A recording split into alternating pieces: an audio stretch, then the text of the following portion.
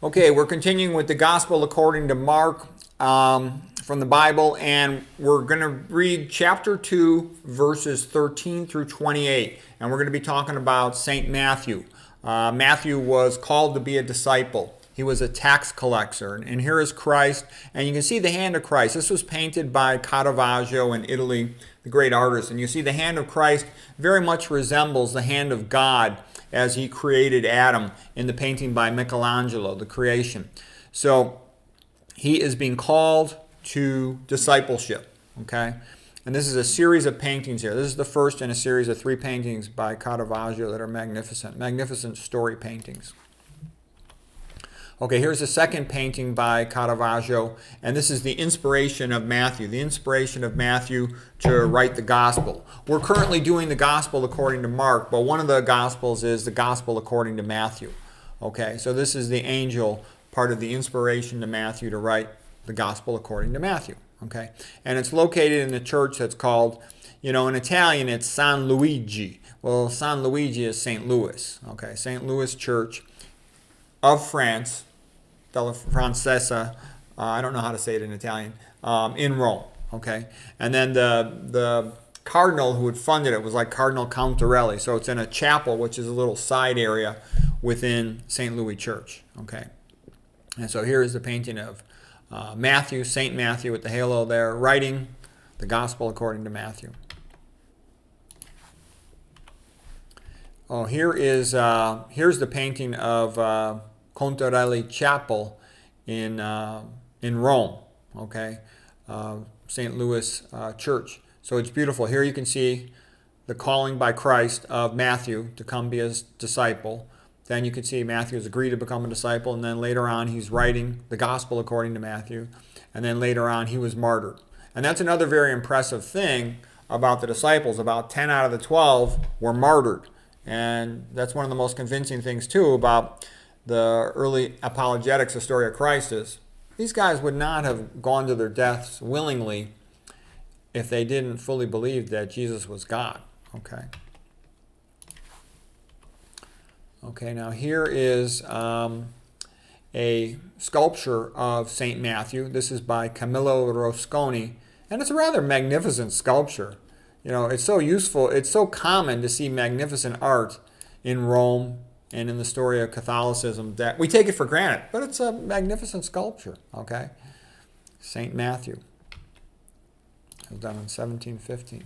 Okay, now here's the painting, the third painting by Caravaggio. This one's about 1602 when it was made, and this is the Martyrdom of St Matthew, okay?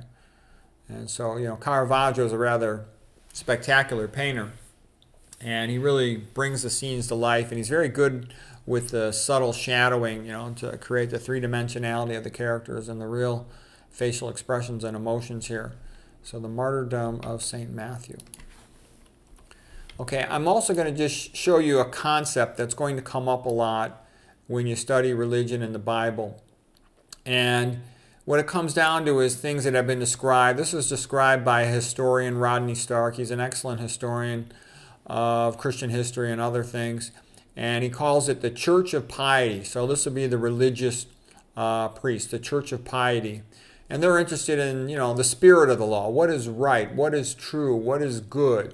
They study theology, education, charity, academic subjects, science, healing and the health, medical arts, artistic creation, painting, sculpture, okay? And then there's what you would call the Church of Power. And the Church of Power really wants to gratify itself. It's interested in the letter of the law. It's very by the book, not very thoughtful or kind. It's money hungry for itself. It's controlling. It deals largely with secular issues. So this is the Church of Power versus the Church of Piety. And then there's a third category of ruler, which would be the purely secular ruler. And all they care about is power, arms, money, and they don't care about anything at all beyond that. But this concept of the Church of Piety versus the Church of Power, that's very important if you're going to understand a lot of things in church history and also in the behavior of religious groups, religious individuals, etc. Okay. Now what I'm going to tell you is the Church of Piety, the religious Catholics, they made civilization. Almost everything that you can think is good in modern civilization comes from them. Okay. The ancient world, the ancient Greeks, were the biggest source of good things and knowledge and wisdom and whatnot. And then after that, it became the Catholic Church that built civilization. Okay, that will become a merit, and that's not just my opinion. That's objectively true if you study the subject as I have. Okay.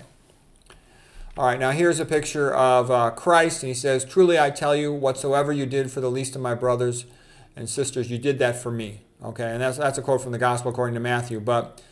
That's one of the great things about Jesus and Christianity. What matters is the spirit of the law, to do the right thing. What is right for the people involved? Well, how would you want to be treated if you were in their situation? What is fair? What is kind? What is just? Okay?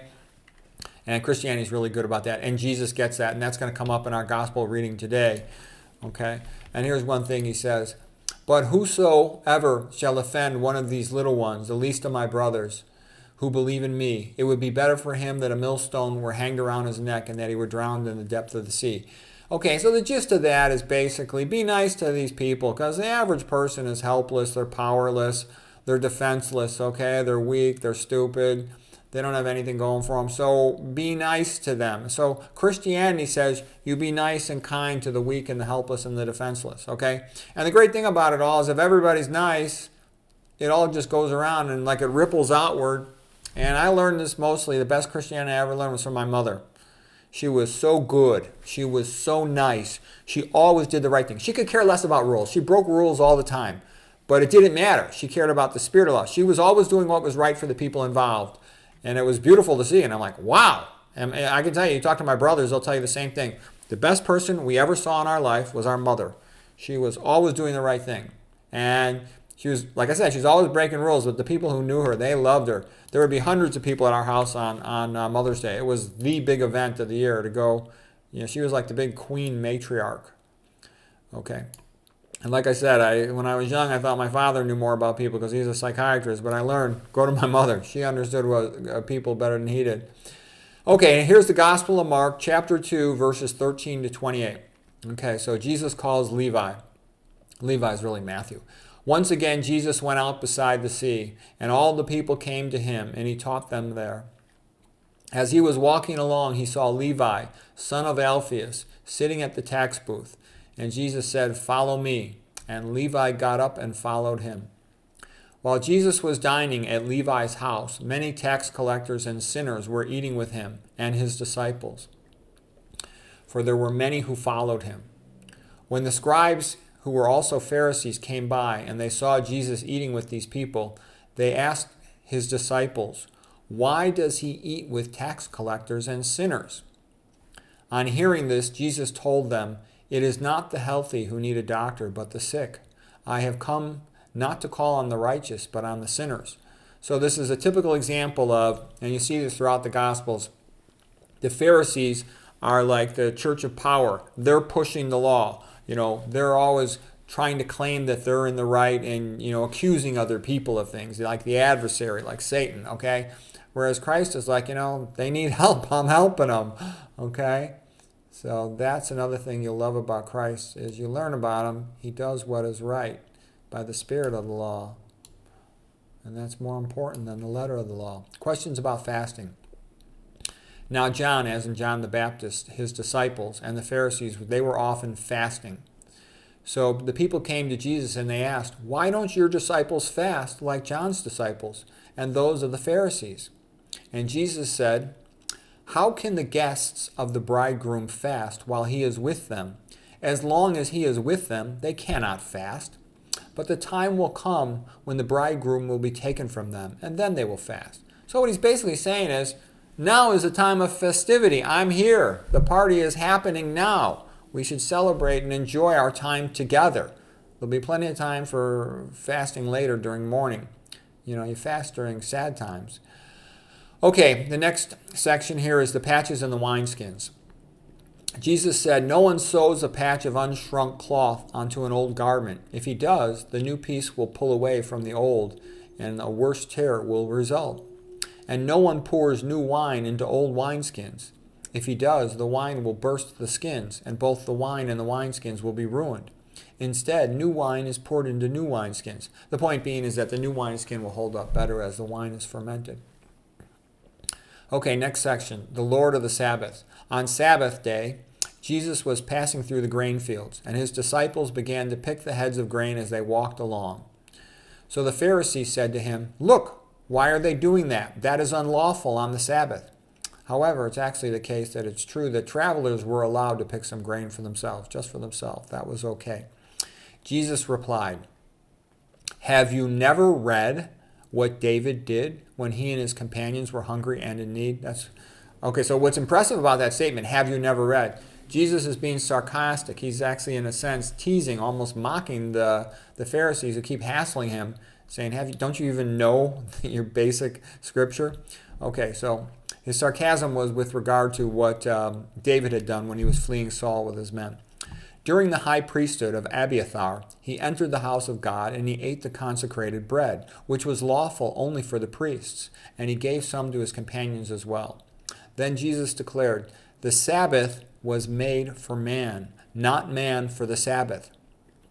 Therefore the Son of Man is Lord, even of the Sabbath." Okay, so the commentary on that is basically, again, Jesus is emphasizing the spirit of the law, not the letter of the law. Let his poor guys eat. They're hungry, okay? And travelers are allowed to pick a little bit of grain as they walk along. That is the law actually following it, the letter of it as well, in that area.